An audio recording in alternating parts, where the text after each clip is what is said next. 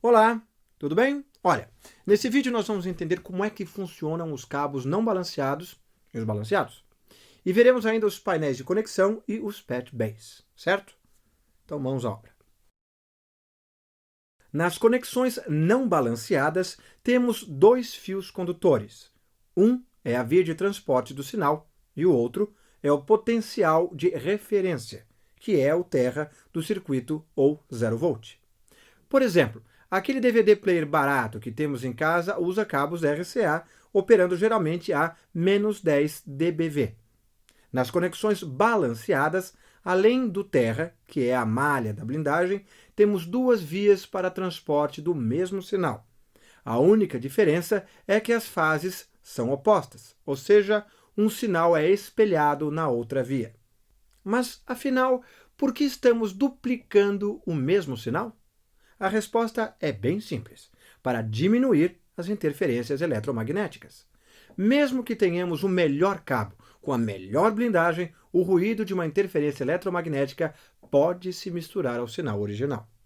Numa conexão não balanceada, a possibilidade de tirar esse ruído do sinal original é muito baixa.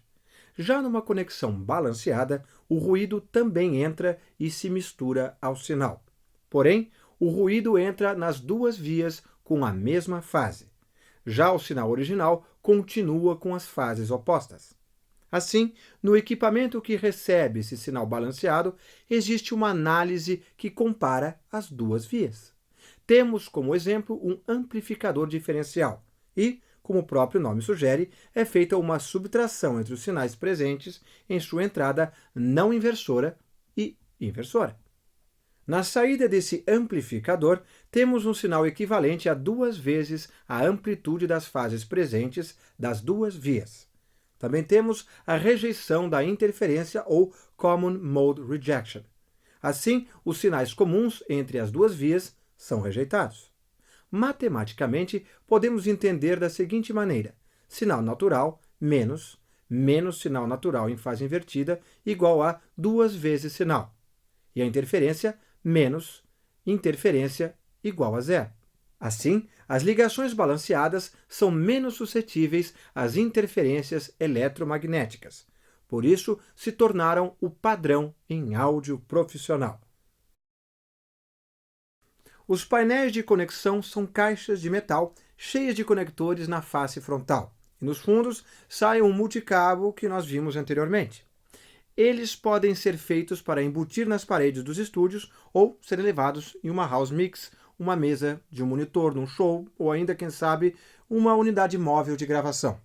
Existem painéis que fazem a divisão de sinal, são os splitters, e servem para dividir o sinal de áudio para uma mesa de monitor e também para uma mesa de PA. Um patch bay é um painel cheio de jacks na frente e nos fundos. Ele serve para fazer ligações entre os dispositivos, além da entrada e saída de um mixer ou interface de áudio. E por quê?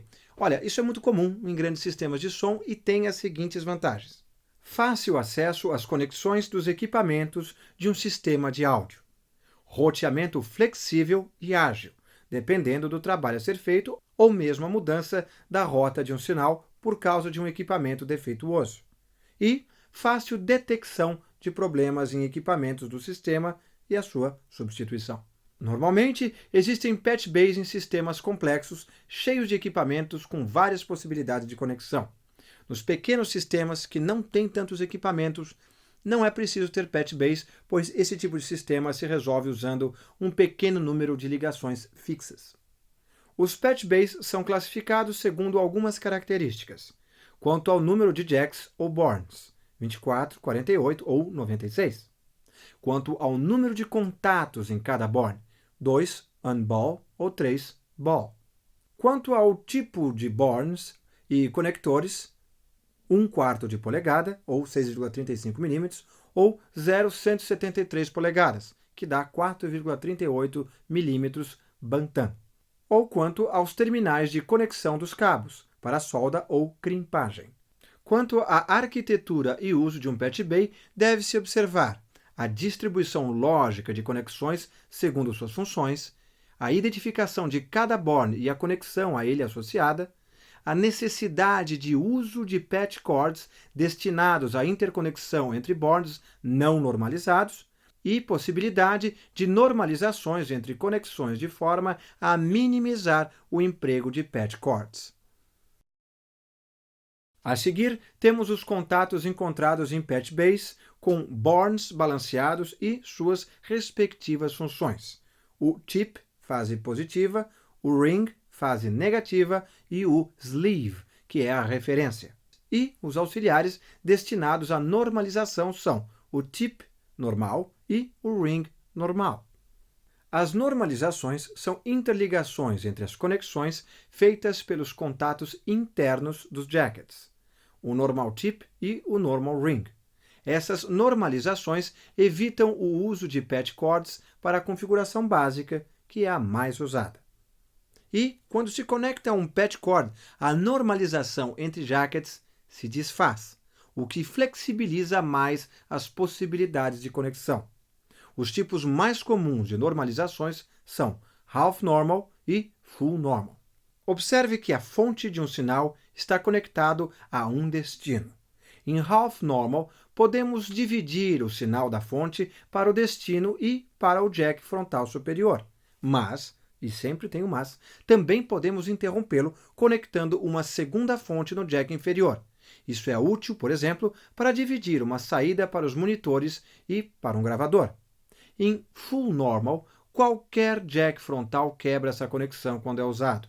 É uma normalização muito útil para fontes que não podem ser divididas, como, por exemplo, uma entrada de microfone.